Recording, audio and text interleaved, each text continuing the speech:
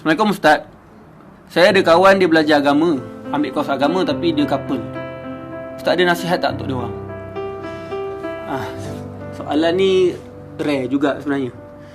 Sebenarnya saya pun ada kenalan. Saya pernah sembang dengan dia.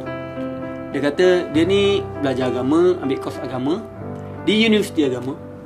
Dan roommate dia pun belajar agama, ambil kos agama juga. Dan dia kata pada saya, Ustaz, sekarang ni susah sangat nak jumpa orang yang tak couple. Walaupun belajar agama pun couple juga. Bahkan dia cerita ada kawan dia hafal Quran 30 juzuk. Hafal Quran 30 juzuk kot, bukan calang-calang. Pun couple juga, bukan setakat couple, playboy pula tu. Dia kata banyak perempuan dia layan. Siap buat video call lagi dengan perempuan tak pakai tudung lagi. Bila tegur, dia kata, alah, aku malas lah nak tolak kalau perempuan ajak. Kenapa boleh jadi macam ni? Benda ni satu benda yang menyeramkan lah dan amat menyedihkan. So, nasihat saya kepada pelajar-pelajar agama yang ambil kos agama, pertama, nasihat saya, jadilah orang yang bersyukur. Jadilah orang yang bersyukur. Korang kena fikir tau, ramai orang kat luar sana tak dapat nikmat belajar agama, tapi Allah SWT dah bagi korang peluang untuk belajar agama, peluang untuk mendekati Allah, peluang untuk memahami agama Allah. Tapi korang kufuri nikmat tersebut. Bahkan korang gunakan agama yang korang dapat tu untuk buat dosa. Alangkah malangnya orang yang macam ni. Sebab tu nasihat saya, jadilah orang yang bersyukur. Jangan sampai satu hari Allah tarik nikmat tu. Na'udzubillah min dzalik. Sekarang mungkin korang tak rasa apa-apa, tapi takut kat masa depan, bila Allah nak azab, macam-macam azab Allah boleh bagi pada kita. Na'udzubillah min dzalik. Sebab tu jadilah orang yang bersyukur. Kedua nasihat saya kepada orang belajar agama ni, ikhlaskanlah niat kenapa korang belajar agama. Sebab ada setengah orang, dia belajar agama ni sebab dah tak ada pilihan. Dia nak ambil kos lain tak dapat, so dia pun ambil kos agama je lah, hanya untuk mendapatkan sijil. Ada juga orang ambil kos agama ni sebab dia rasa kos agama ni mudah, senang. So akhirnya dia belajar pun malas-malas, sekadar untuk lepas SEM je. Akhirnya itu je lah yang dia dapat. Ada orang sebab kena paksa. Bahkan ada orang juga, dia nak ambil agama ni sebab dia nak jadi orang yang nampak alim lah, supaya dia boleh goda orang-orang kat luar sana untuk buat dosa. Bahaya benda macam ni. Sebab tu nasihat saya, jadilah orang yang ikhlas. Kita belajar agama ni untuk kita faham agama Allah, untuk kita faham apa perintah Allah, untuk kita taat Allah, untuk kita tahu mana halal mana haram, dan untuk kita amalkan, dan untuk kita sampaikan pada orang lain. Tapi kalau kita belajar agama, pada masa yang sama kita semakin jauh daripada Allah, maknanya niat kita dalam belajar agama ni lari. Dan sia-sialah kalau tak ikhlas. Orang yang tak ikhlas ni tak dapat pahala lah, rugi, berpenat-penat lelah belajar agama, bersusah payah, tapi Allah tak terima. Na'udzubillah min dzalik. Nasihat ketiga saya kepada pelajar agama, janganlah jadi fitnah kepada agama.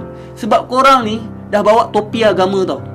Masyarakat sekeliling pandang, oh, dia ni belajar agama, universiti agama, ambil kos agama, respect.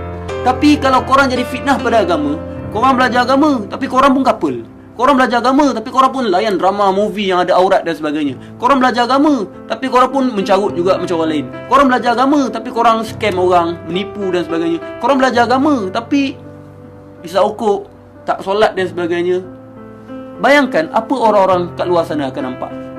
Diorang akan rasa, oh, inilah agama. Ustaz pun mencarut, ustaz pun couple, ustaz pun layan drama, movie yang ada aurat, ustaz pun menipu, ustaz pun scam orang. Akhirnya kepercayaan masyarakat kepada golongan-golongan agama ni, golongan ustaz-ustaz, golongan ulama' ni akan tercemar.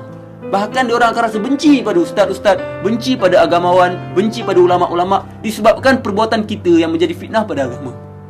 Sebab tu saya pun pernah baca surat khabar semua kan, yang kes-kes guru-guru tahfiz, ada pengetua tahfiz meliwat student, para warden, ustaz, rogol pelajar dan sebagainya. Macam mana benda ni semua boleh terjadi?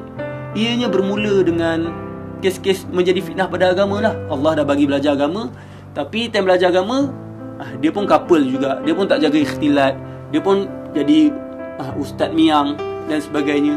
Benda ni sangat bahaya sebenarnya. Dan nasihat terakhir daripada saya kepada pelajar-pelajar agama ni, jadilah kuduah pada masyarakat. Tunjukkanlah korang dah belajar agama ni, jadilah orang yang paling baik akhlaknya, paling jujur, paling memberi manfaat, paling menjaga diri. Sebab akhirnya apa yang kita buat, orang akan terkesan. Kalau kita dakwah panjang-panjang, ceramah panjang-panjang, tetapi akhlak kita menunjukkan sebaliknya, dan perbuatan kita menunjukkan sebaliknya, akhirnya orang tak terkesan pun dengan apa yang kita cakap. Orang tak ikut pun dengan apa benda yang kita cakap. Tapi kebanyakan orang terkesan dengan akhlak kita. Sebab tu jadilah qudwah pada masyarakat. Tunjukkanlah akhlak yang paling baik kepada masyarakat. Itulah nasihat saya kepada pelajar agama. Moga Allah SWT ampunkan dosa kita. Ya, kita semua ada dosa masing-masing, kita semua ada aib masing-masing. Tetapi janganlah sampai kita menjadi orang yang fasik, orang yang berterusan buat dosa, tak rasa bersalah dan pertahankan dosa. Tetapi jadilah orang yang beriman, yang setiap kali buat dosa, dia bertaubat pada Allah dan dia tidak ulangi, serta dia menyembunyikan aib dia dan tidak ajak orang lain. Wallahu alam. Moga Allah ampunkan dosa kita semua. Assalamualaikum warahmatullahi wabarakatuh.